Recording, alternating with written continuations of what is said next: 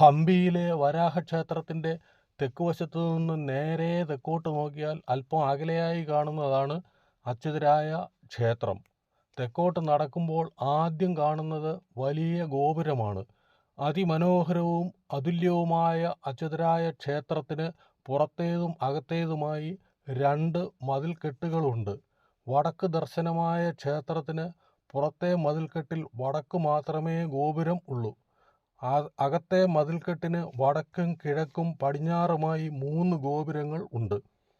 1530 മുതൽ 1542 വരെ വിജയനഗരം ഭരിച്ചിരുന്ന അച്യുതരായരുടെ കാലത്ത് പണി കഴിപ്പിച്ചതാണ് ഈ ക്ഷേത്രമെന്നാണ് ലിഖിതങ്ങൾ സൂചിപ്പിക്കുന്നത്.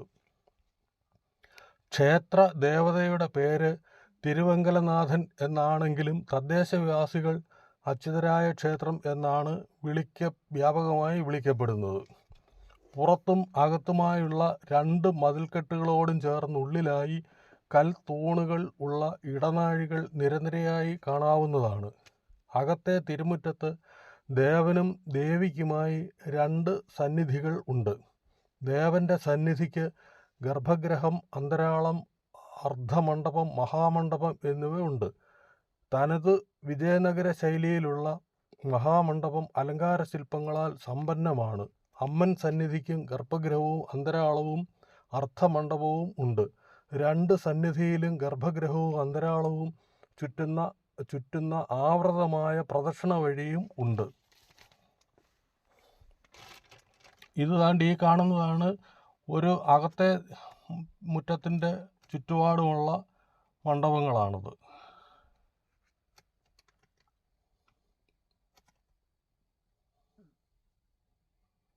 ഇത് കിഴക്കേ ഗോപുരമാണ് തകർന്നതിൻ്റെ ബാലൻസ് കാണുന്നത്.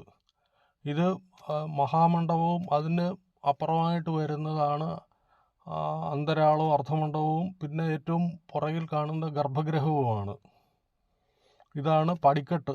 ആ പ്രധാന സന്നിധിയിലേക്ക്, ദേവസന്നിധിയിലേക്ക് കയറുന്ന പടിക്കെട്ടാണിത്.